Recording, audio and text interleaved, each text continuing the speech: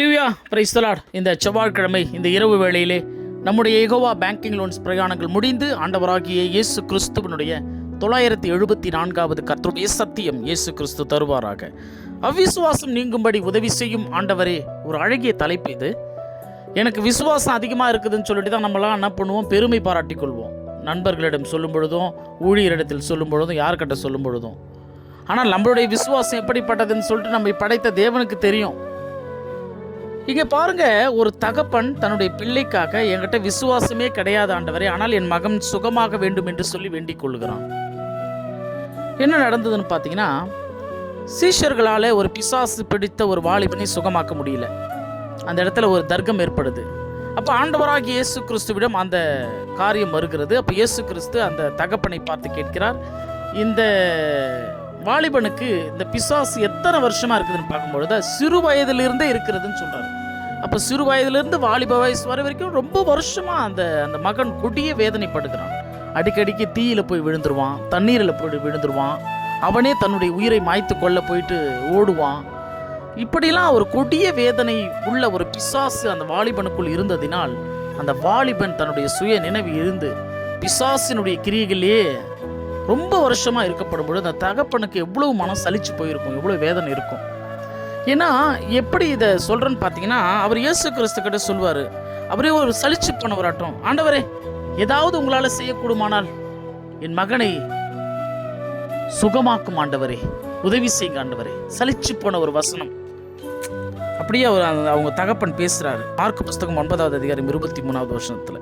அப்போ ஏசப்பா ஒரே வார்த்தை தான் சொல்கிறார், அன்னைக்கு இல்லை இன்னைக்கு இல்லை என்றைக்குமே. அவர் சொல்கிறது, என்னை நீ விசுவாசிக்கிறாயா, என்னை நீ நம்புகிறாயா, என்னால் இந்த அதிசயத்தை செய்ய முடியும் என்று விசுவாசிக்கிறாயா. இந்த ஒன்று தான் என்றைக்குமே கேட்குறாரு.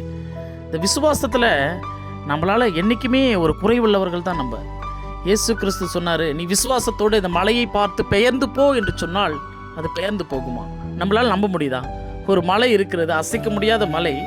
உனக்கு அந்த மலையே என்கிட்ட நீ ஜெபம் பண்ணி முழு விசுவாசத்தில் இருந்தால் அந்த மலை பெயர்ந்து போகும் என்று சொன்னால் நமக்கே ஒரு டவுட் உள்ளுக்குள்ளே வருதில்ல, நம்ம என்னதான் விசுவாசியாக இருந்தாலும்.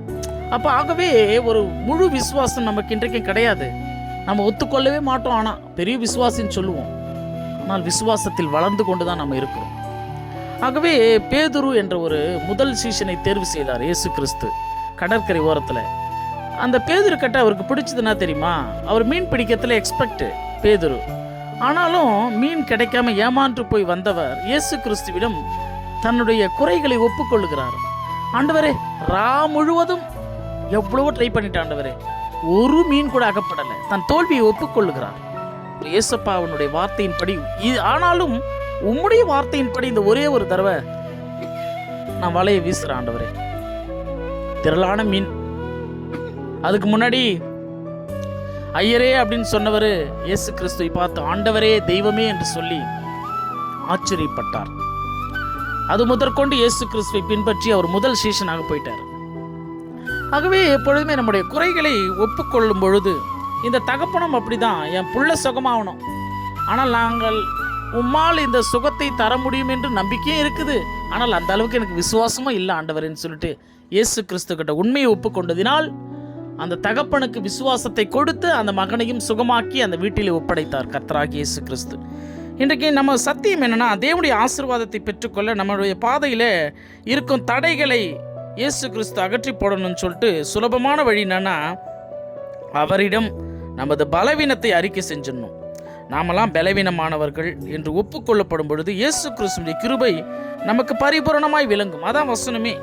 2 கொரிந்தியர் புஸ்தகம் 12வது அதிகாரம் 9வது வசனத்தில், உன்னுடைய பலவீனத்திலே என்னுடைய பரிபூரணமான பலன் விளங்கும், என் கிருபை உனக்கு போதும். இதான் கர்த்தராகிய இயேசு கிறிஸ்து நமக்கு கொடுக்கிறார். ஆகவே நம்முடைய விசுவாசம் இந்த பிரசங்கத்தை கேட்பதனாலோ உணர்ச்சி வசப்படுவதன் மூலியமாகவோ ஏற்படுமானால் கொஞ்ச காலம்தான் அது இருக்கும்.